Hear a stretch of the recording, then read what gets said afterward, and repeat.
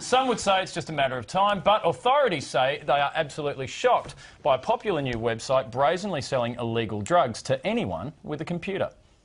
Hey kids, don't try this at home. It's a website set up to deliver drugs to your door, inadvertently making your postie a drug mule. Called Silkroad, it's essentially the eBay of illegal substances, with anonymous sellers offering everything from discounted marijuana and cocaine to ecstasy and even Viagra. Hello, my darling. Hello, my baby. To access the site, you use a router that makes you impossible to track. To pay for drugs, you use Bitcoin, an online currency that can be bought, transferred and converted back into real-life currency completely anonymously. Drugs are then posted in plain packaging through the postal system, straight to the buyer's door. And it's this simple system, based on total anonymity, that stumped authorities right around the world, including here in Australia. As a result, the site has had almost 11,000 new registrations already this year, compared to 8,000 in all of 2011. So how can such a brazen and clearly dangerous website, in breach of so many national and international laws, be able to operate right under our nose? Monica Barrett is from the National Drug Research Institute. Now, Monica, this almost sounds too crazy to believe. Firstly, who created this website? Well, we don't know exactly what their name is, but their pseudonym is Dread Pirate Roberts, and we don't know where they live or what country even they come from, or whether they're male or female. So that's one of the mysteries of Silkroad. I'll have a flick through the white pages straight after the show for you. Okay, now, why can't authorities shut the website down? Well, the website is hosted on the hidden web, so that makes it difficult to begin with. And secondly, people who are using the website are using the currency Bitcoins, which is a peer-to-peer encrypted currency. So that makes it also very difficult for people to track the transactions. And it's unclear really how the site could be shut down. So, Monica, these parcels are coming through Australia Post. Why That's correct. can't Australia Post scan them?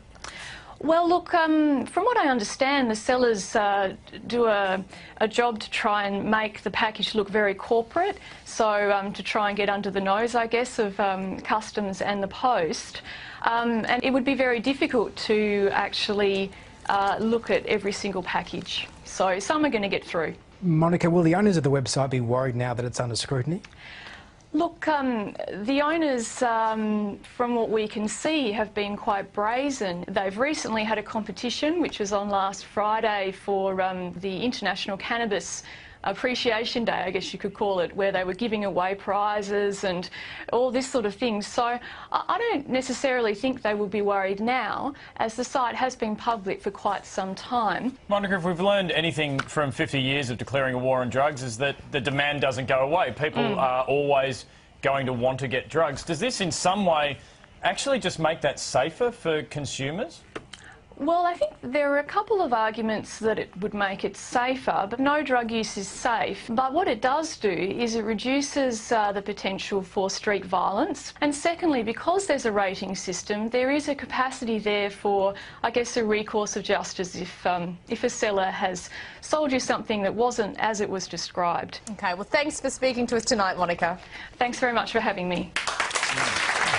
Now, Nick, you're a very, very well-respected, award-winning journalist with The Age newspaper. You've just written a book on Australia's biggest drug bust. Is that website another example of us losing the war on drugs? Yeah, most certainly it is, and it just really exemplifies how hard it is to fight the war on drugs. I mean, if we are fighting a war, we're totally losing. The website cuts out the middleman. It's totally anonymous, very, very hard for the police to track. So, again, it sort of should lead us to say, well, can we do things better? Do we need a debate about decriminalisation or different strategies? Because there is a growing voice. It is slowly getting louder of people saying that the war on drugs simply isn't working, and a new approach, treating it as a health issue more than a criminal issue, is a smarter way to go. Do you think that's ever going to take a hold properly in Australia? It will take decades. We live in a really conservative society here, but what we know is in Portugal, where it is in place, it's working. And there are some real positives, so our politicians should be looking to that and asking the question. And a lot of retailers are going to look at what happened tonight and say this is just another example of online killing bricks and mortar drug dealers. And I think maybe it's just progress. I don't know. We'll have more of the project after the break.